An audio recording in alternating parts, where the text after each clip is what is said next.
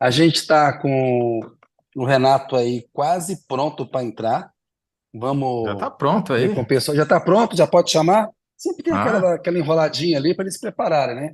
Vamos lá, coloca o Renato Sérgio Lima aí com a gente, Lima aí com a gente. Oi, meu caro. Beleza, Renato?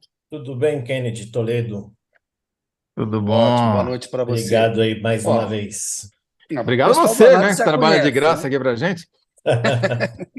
Eu achei que nem precisa mais apresentar o Renato aqui, mas vamos lá, vamos cumprir a Não, o obrigação do Renato que devia presidente. apresentar a gente, né, nessa altura do campeonato. Participa mais do análise do que a gente.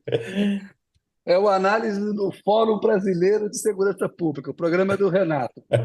Olha só, Renato, é muito bom estar com você aqui hoje, sempre um prazer. Estamos brincando aqui, mas o tema é sério pra cacete e triste também, né? Ontem, faz um ano que foram assassinados o Bruno Pereira e o Dom Phillips, assassinados na Amazônia quando estavam lá no Vale do Javari. A gente quer conversar com você, Renato, você tem dados para trazer para essa discussão aqui. O que que mudou na criminalidade na Amazônia após os assassinatos do Bruno e do Dom? Então, Kennedy, eu acho que, é, como da última vez que eu participei aqui, o segundo bloco sempre dá um gancho para mim fazer um comentário, né? Então, Sim, a questão da internet dos garimpeiros, por exemplo, mostra que pouca coisa mudou, porque o poder do dinheiro do crime continua sendo o principal, a moeda de troca, na região da Amazônia, né? A grande questão que provocou a morte do Dom Phillips e do Bruno Pereira foi exatamente a expansão do crime organizado na Amazônia. A Amazônia sempre foi uma região extremamente violenta, com problemas de grilagem, com conflitos de terras indígenas e unidades de conservação, mas que dos últimos anos para cá, principalmente 2017 para cá, 2016, isso tem crescido bastante. Para a gente ter uma ideia, ontem nós soltamos um informe técnico atualizando dados que mostra que, enquanto que a taxa por 100 mil habitantes de homicídios na Amazônia foi de 26,7%, nos restantes do país, nas demais regiões, nos demais estados, a Amazônia é formada por 9 estados, né? Para os demais 18 estados, unidades da federação, incluindo o Distrito Federal, a taxa é de 17,7 por 100 mil habitantes. Ou seja, na Amazônia Legal, os homicídios têm um patamar 50, quase 51% superior ao restante do país. Ali nós temos um problema seríssimo de violência. Quando a gente vai tentar entender isso, no Amazonas, que é o local onde foram assassinados Dom e Bruno, a taxa é ainda maior, 33,1 por 100 mil habitantes. O ano passado foram 1.432 mortes provocadas por homicídios. É muita coisa e, é um número muito alto. infelizmente, o cenário geral não mudou muito de um ano atrás. E a gente vai tendo o problema da violência e do crime organizado tomando conta da região. Renato, eu li esse relatório de vocês, foi até o motivo da gente ter a ideia de chamá-lo aqui. Imagina como se a gente precisasse de desculpa, né? Mas enfim. Eu queria que você contasse, eu queria voltar um pouco, porque quando a gente analisava os dados de assassinato e homicídio no Brasil até o final do século passado, eles estavam sempre concentrados em São Paulo, no Rio de Janeiro, nas grandes metrópoles, onde o crime organizado havia mais conflito também entre a polícia e o crime, dentro do próprio crime. Aí você tem um processo de consolidação do crime com as grandes facções, principalmente o PCC, e esse crime, essa taxa vai migrando. Primeiro migra para o Nordeste, para as capitais do Nordeste, depois começa a migrar para a área da Amazônia. Conta um pouquinho essa história brevemente para a gente entender que está acontecendo na Amazônia, por que esse fenômeno, que tudo bem, já tem 10 anos ou até um pouco mais, mas é relativamente recente em relação ao resto do país, né? Sim, quando a gente olha a dinâmica do crime organizado, a gente vai perceber que, como você disse, até os anos 2000, o problema estava concentrado na região sudeste. Espírito Santo, Rio de Janeiro e São Paulo tinham as maiores taxas de criminalidade violenta, pela consolidação do mercado de drogas, pela forma como isso foi feito, pela reação do poder público que investiu bastante novas políticas públicas, o problema conseguiu ser minimamente controlado. Eu vou dar um exemplo aqui que mostra bastante para depois chegar na Amazônia. Enquanto São Paulo tem 32 helicópteros, somando da Polícia Civil e da Polícia Militar, a região da Amazônia Legal inteira não chega a 10 helicópteros, para você ter uma ideia. São Paulo, sozinho, tem mais de 500, quase 600 embarcações. E a Amazônia não tem 200, os 9 estados da Amazônia. Embarcações? Embarcações, que a Amazônia de vive polícia? de barco. Sim, mas o São Paulo tem 500? Tem 500, quase 600. Onde? Então, no Lago de Ibirapuera? Em vários locais. Ou seja, houve um investimento em estruturar o que a gente chama capacidade institucional da segurança pública. Talvez tenha o que melhorar, tem muito o que melhorar, mas quando a gente compara com a Amazônia, a gente vai perceber o quão problemática é a Amazônia. O Nordeste um verdadeiro ausente. A questão dos helicópteros, porque na Amazônia ou você vai com avião e helicóptero, ou você vai por barco. Renato, desculpa a ignorância, você está excluindo o equipamento das Forças Armadas. Isso eu estou dos órgãos de segurança das polícias tá. E das secretarias de segurança. Tá. Esse número mostra bastante o que aconteceu nesses últimos 20 anos. Houve a região Sudeste um investimento grande na estruturação de políticas, houve uma consolidação do mercado da droga. Em paralelo, na região Norte, a gente tem ainda uma lição de casa a ser feita, que é estruturar as políticas públicas. Ao mesmo tempo, nós temos uma guerra de facções acontecendo. O Brasil tinha uma única grande rota de entrada de cocaína, que era por Ponta Porã, e ela era mais ou menos controlada por um atacadista que vendia para todos. E em 2015, 2016, essa rota foi dominada pelo PCC, que foi um atacadista. Esse atacadista foi morto, conhecido como Rafah. E com isso, o Comando Vermelho e todas as demais facções precisaram fazer novas alianças para usar a rota de Tabatinga, já existia, claro, mas fortalecer a rota de Tabatinga, principalmente com uma facção regional, que é a Família do Norte. E aí, hoje, na Amazônia, nós temos 22 facções operando. E quando você, inclusive, sobrepõe... Só para entender, desculpa, Renato, eu sou um muito pouco... número.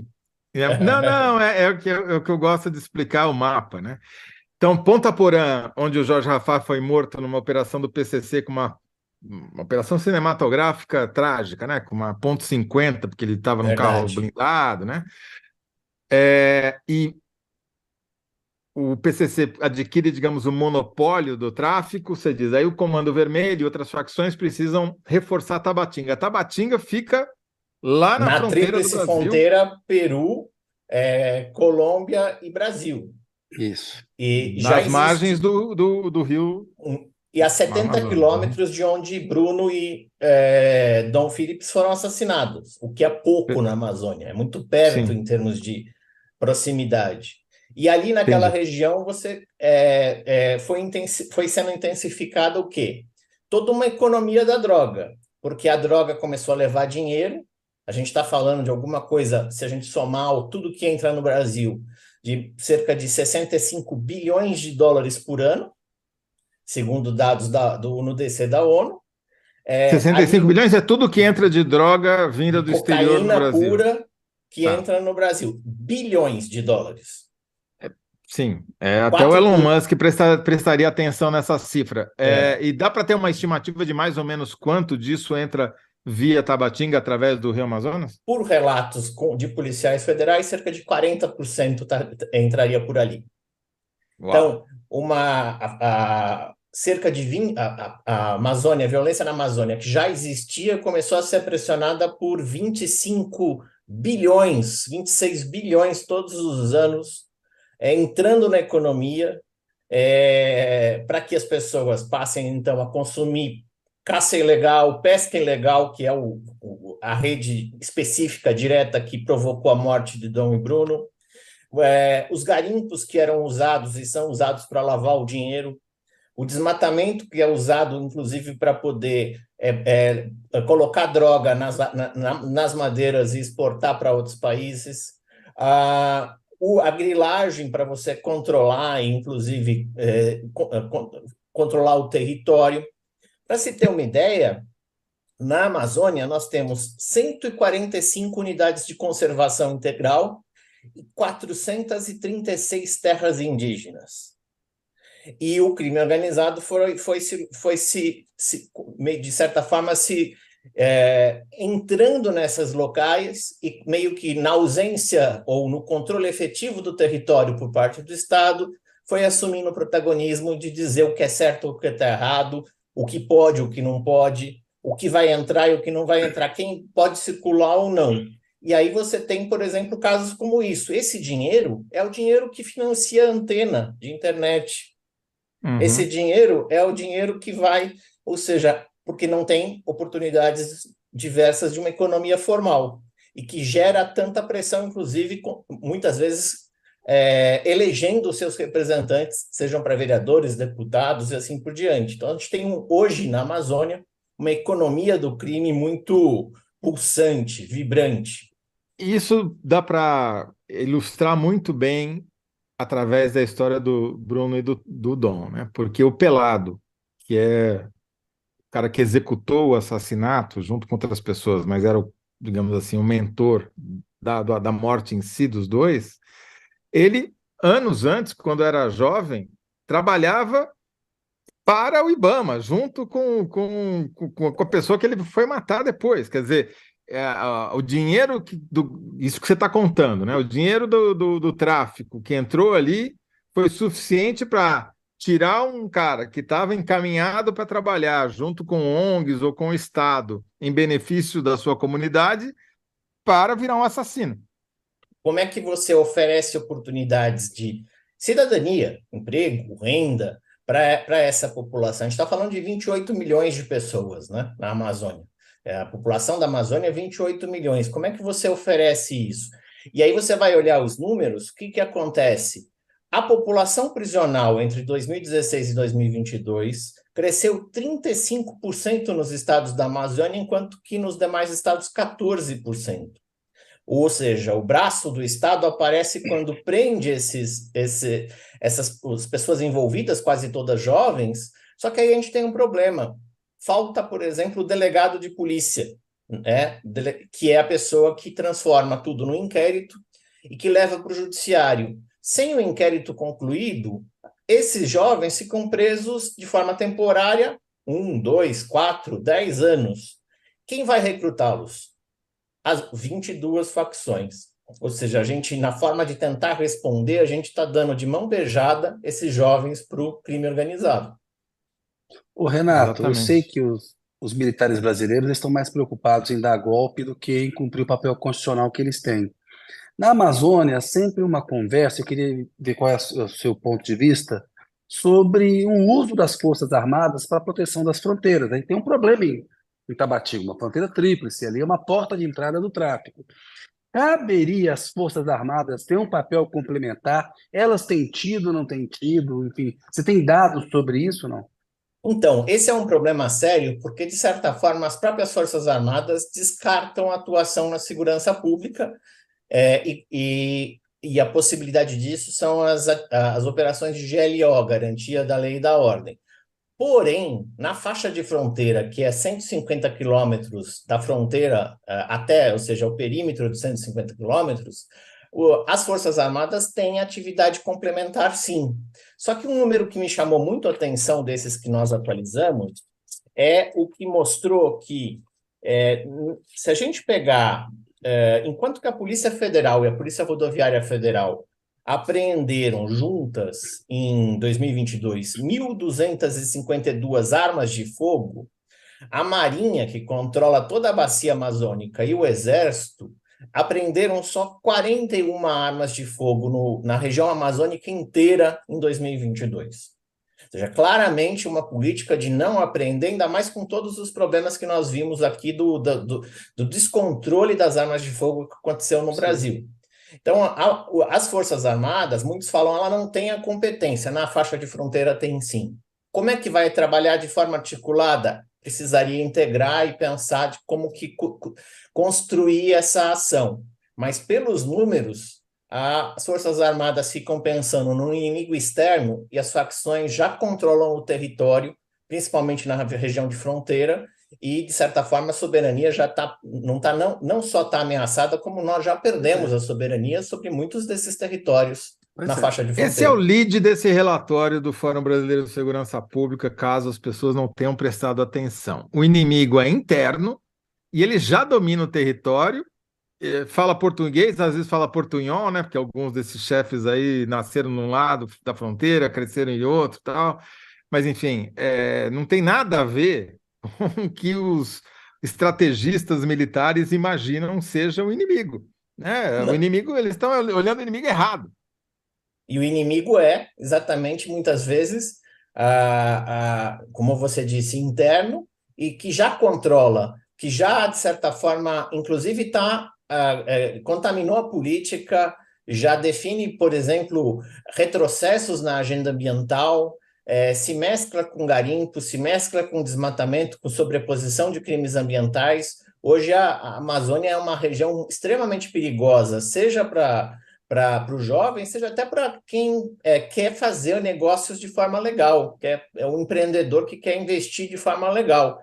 É uma atividade extremamente de risco hoje você investir na Amazônia. Então, por exemplo, ontem o presidente Lula anunciou uma série de medidas, inclusive o projeto que ele lançou foi o Plano Preservação e Soberania, e na linha exatamente de resgatar a soberania do território que está hoje ocupado pela ilegalidade, pela economia do crime, e com um volume de dinheiro muitas vezes superior ao que é produzido de forma legal e que circula de forma lícita na região, porque hoje quem manda é o dinheiro do narcotráfico, do narcogarimpo, para usar uma Todo, expressão de um colega meu.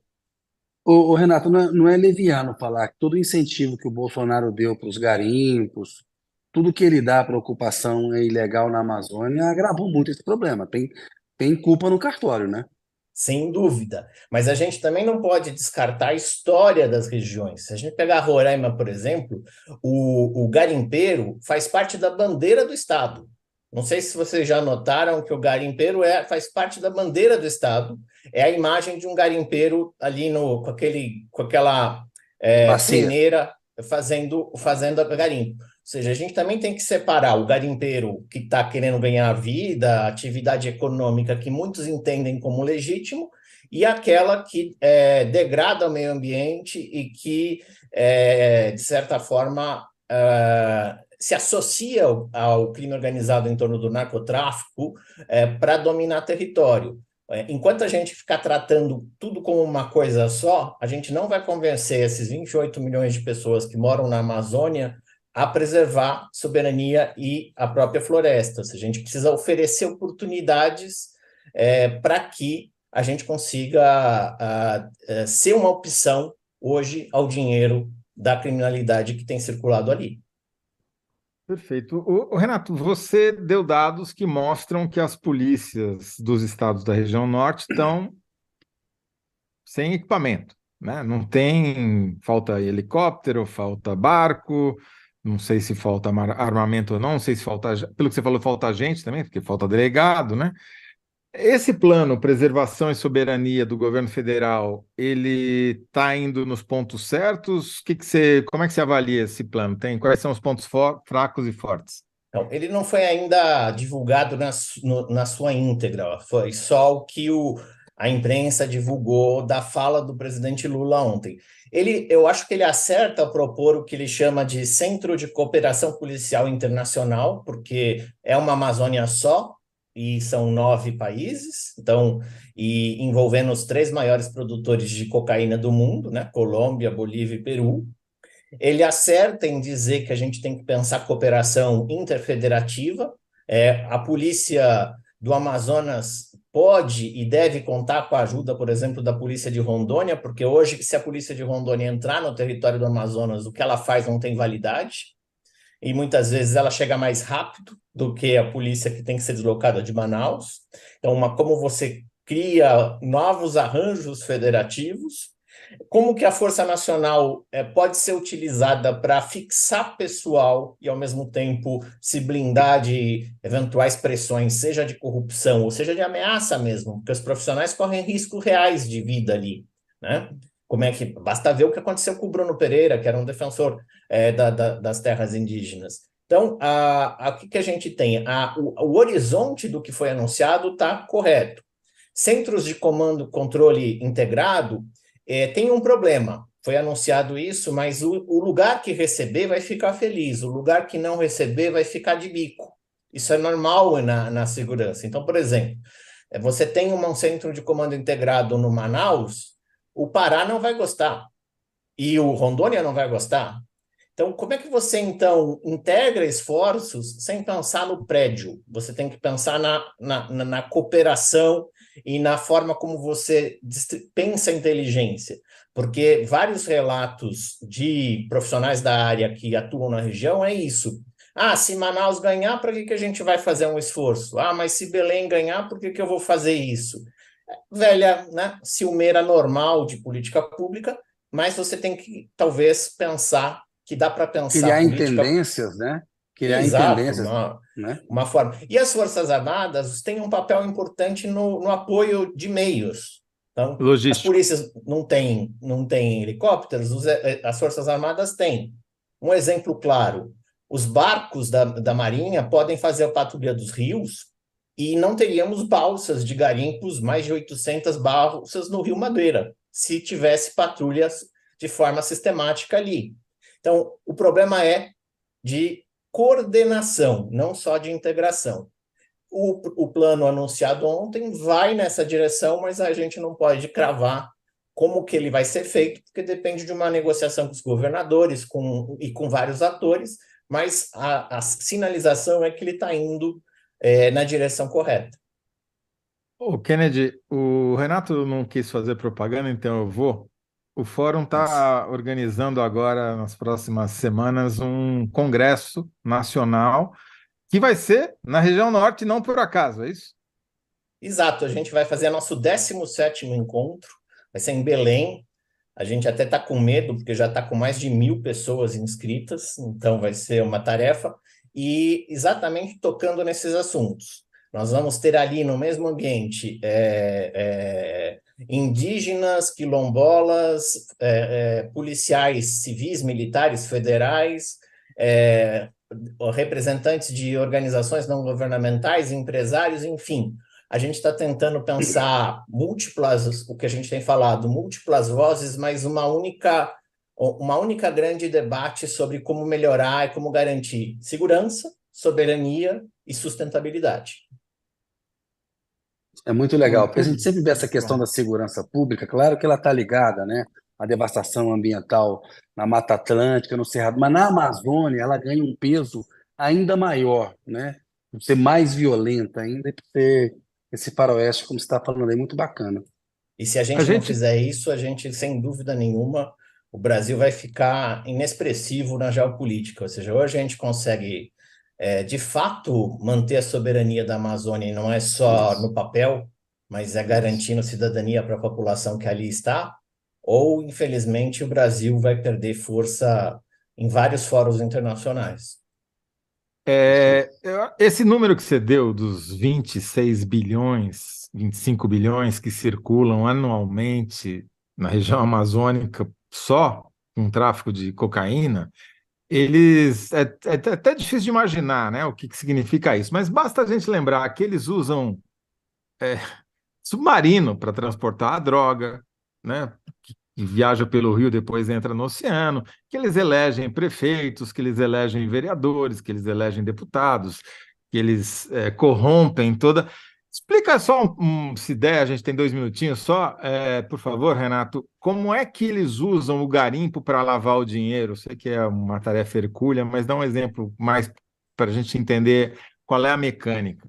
Como o ouro, ele é, ao mesmo tempo, um ativo financeiro, ele é dinheiro, e ele é uma mercadoria, e ele é extremamente pouco regulada. Só agora a gente teve, por exemplo, a inconstitucionalidade da lei da autodeclaração. Então, o narcotráfico comprava ouro direto ali no garimpo, ia num posto de venda, dizia: esse ouro eu garimpei de forma oficial.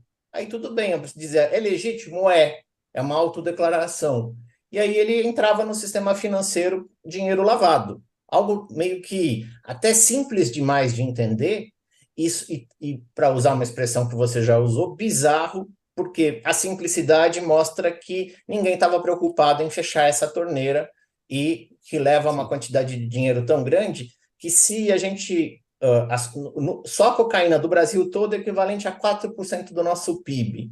E eu não erraria muito de dizer que é um volume parecido com o pré-sal brasileiro, se é para usar uma impressão. Ou seja, tudo que o pré-sal brasileiro produz é mais ou menos equivalente ao que o tráfico de cocaína faz circular no país. Quer dizer, o tráfico financia os garimpos porque ele precisa dos garimpos para lavar o seu dinheiro do narcotráfico. Quer dizer, o Bolsonaro, o governo Bolsonaro, ao estimular os garimpos e os garimpeiros, ele está ajudando o PCC e o Comando Vermelho e os narcotraficantes.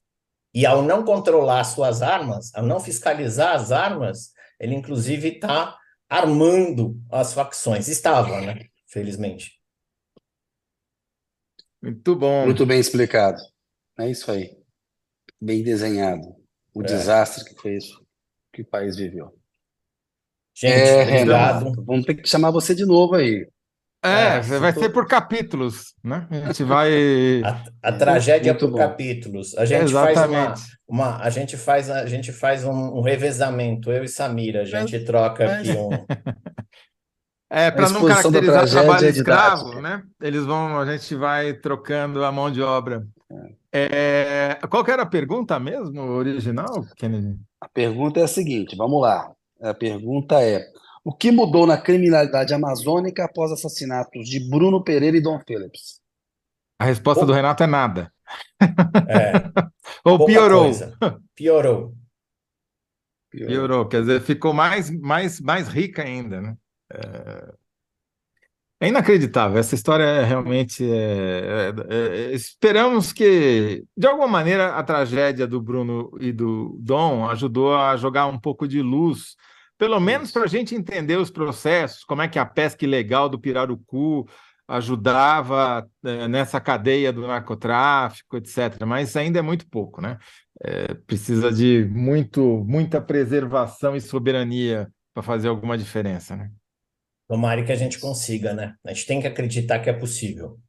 Não, e é possível. A exposição da tragédia, explicar e debater, qualifica o debate público. Bacana esse trabalho aí, parabéns. Enquanto Obrigado, vocês, vai ser gente. Até a importante para isso. próxima. Renato, boa Obrigado, um noite, abraço, valeu. Renato. Até a próxima.